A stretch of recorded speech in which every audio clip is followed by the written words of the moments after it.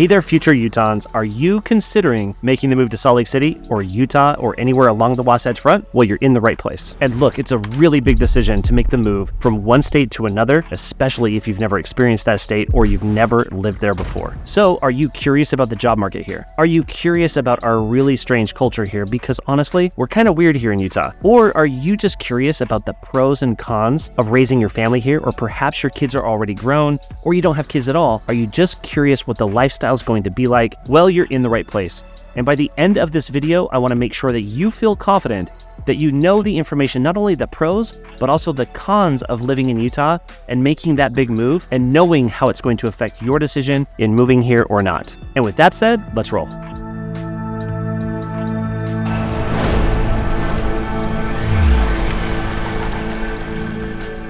Okay, so in the last 6 weeks, I've had 22 families or couples that are making the move to Utah come and make the visit. So they've actually connected with me right here through my YouTube channel. They've reached out to me. We've done a video call or a phone call or exchanged emails, and then they've made the actual visit to Utah. And in doing so, I've met with 22 families that I've never met before.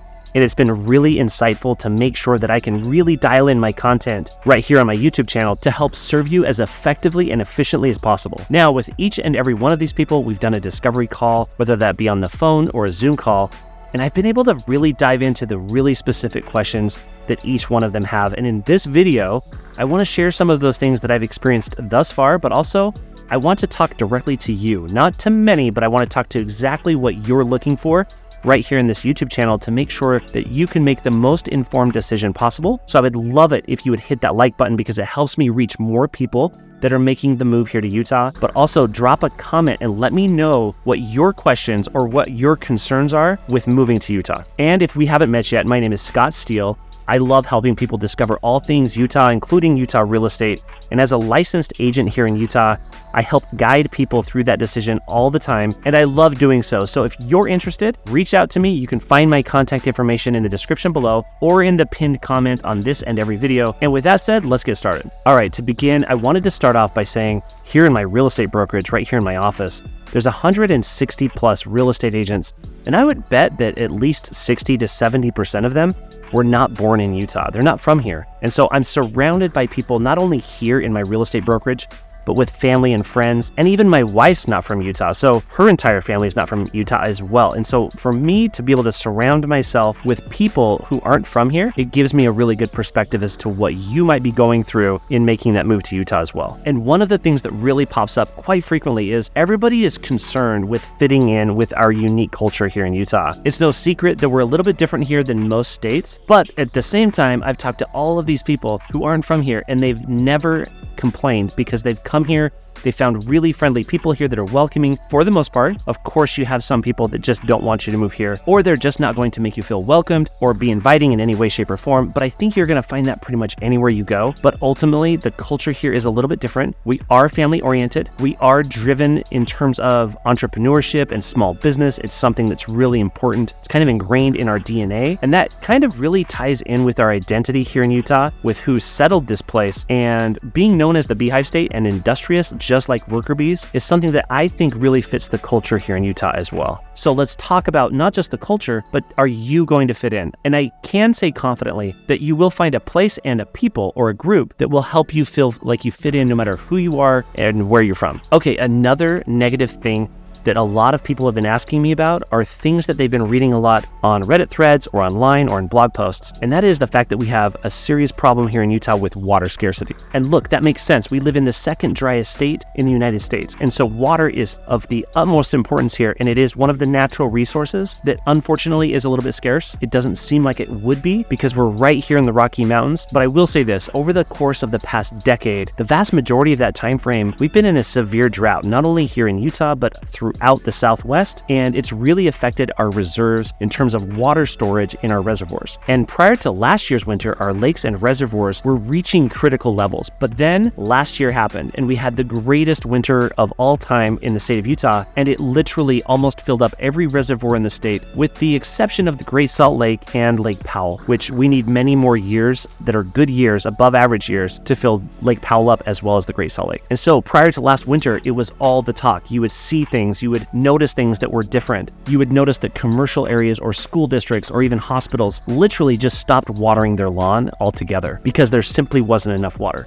Well, with last year's winter and now with this year's winter being well above average as well, we're sitting in a really, really healthy place because it's that snowpack that fills up our reservoirs and provides us with the critical natural resource of water that we need throughout the entire year. And in Utah, the water begins in the snow and it melts and it comes down to reservoirs, and it comes in a sequence. So there's the upper reservoirs, and then it comes down to the lower reservoirs, and then eventually that water makes its way down to the valley in Utah County or up north into Utah Lake or other places, and they all end up feeding into the Great Salt Lake. So if there is enough water, it eventually makes its way to the Great Salt Lake. And that's been one of the reasons why the Great Salt Lake has been drying up for the last 2 decades, because we just have been using too much water and there has not been enough water making its way all the way to the Great Salt Lake. But this year's another exception. We have had another really good winter, and so the river that carries the water from Utah Lake to the Great Salt Lake, which is the Jordan River, is overflowing right now in South Jordan where I live. And it's really cool to see that much water make its way to the Great Salt Lake, because the Great Salt Lake and saving the Great Salt Lake is of critical importance here in Utah because of the implications of what would happen if that lake bed were to dry up. So in other words, 2 really incredible years in a row.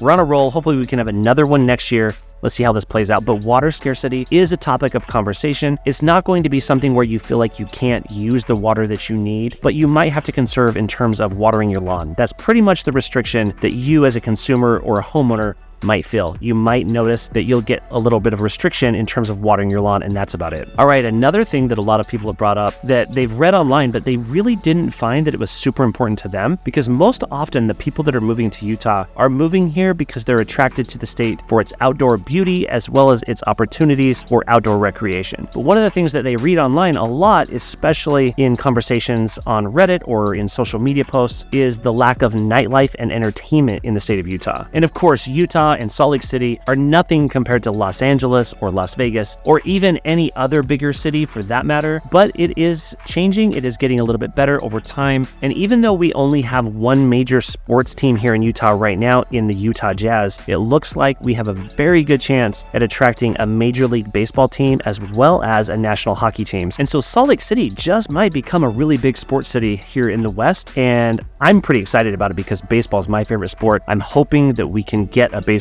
team here. And also we have the prospect of getting the 2034 Olympic Games. And so there are things to do in Utah that are pertaining to sports. There's also entertainment. Anytime there's a major concert tour, they typically do land here in Salt Lake City. And so people will come here from neighboring states, from Wyoming, from Boise, from Idaho, and even from Nevada, where we see a lot of people coming to Salt Lake City to experience the events, the conventions, and things that do take place here. And inevitably, one of the other factors pertaining to nightlife here in Utah is our weird liquor laws. We have some stranger liquor laws that are a little bit tighter or a lot tighter than most other states. And so it's worth noting, if that's something that's important to you, you're going to want to know what those laws are to make sure that you can plan ahead. And with proper planning, everybody that I've talked to, they've found it to be a non-issue. It does not make sense for a lot of people that aren't from here, but I think most people can find a workaround and make sure that they can find something that works for them. And part of that is, here in the state of Utah, liquor is not sold in convenience stores or in grocery stores. You have to go to a state-run liquor store. And in the past, there just haven't been enough of them, but they've been building new ones, especially in the expanding suburban areas. So I think that that problem has gotten better and there's some relief there, but you do want to know, if that is something that's important to you, you might want to know where the nearest liquor store is. And on the topic of entertainment, there's so many things to enjoy. Of course, we have the outdoors, but there's really cool events up at Park City.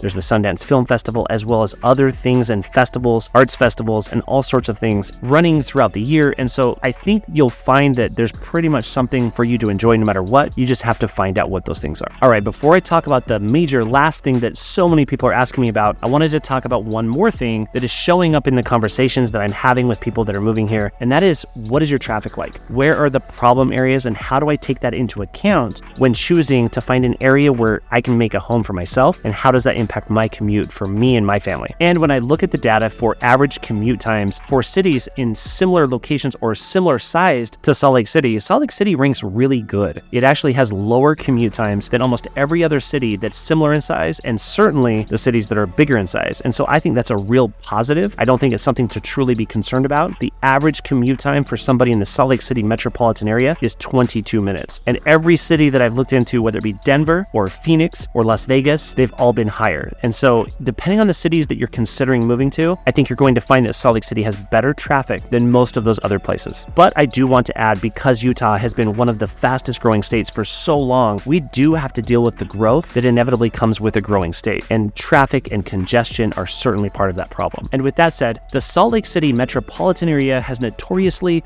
had good traffic or lack of congestion in north-south arteries. It's the east-west corridors that tend to get bogged down because that really comes into play with the surface streets and trying to get home or to work during the rush hours. And so as long as you plan ahead and you know what those roads are like, I think you'll have a good game plan, and it might even influence exactly where you live along the Wasatch Front. But with all of this growth, we do have a couple of spots that are really starting to get congested. However, there are really good plans in place and already in motion construction happening to expand those highways and add freeways to accommodate that growth. So those areas include the northern part of Utah County. There's amazing plans for the Mountain View corridor to extend all the way from Salt Lake County down into the Saratoga Springs and Eagle Mountain areas and connect over to I-15. And so that's going to transform that northern Utah County area. So if you're considering living in northern Utah County, whether that be Highland or Alpine, or perhaps Lehigh, Saratoga Springs, or Eagle Mountain, you're going to find that the traffic there is going to dramatically improve over the coming 2 to 5 years. And so that's really cool. The other place that we see really bad bottlenecks is going north-south in Davis County, in between Salt Lake City and Ogden. And it really gets congested because it bottlenecks there. If you look at the map, you can even tell that the highway system really bottlenecks there. So if you're commuting from Weber County up in Ogden down into the city in Salt Lake City, you might find that if you're having to drive during rush hour in the morning or in the afternoon, you're really going to find that that's likely going to be a pain in the neck. So you might want to consider and find out what areas have bad traffic and how you might be able to avoid that. All right, next up, I want to talk about air quality. Air quality in Utah is always something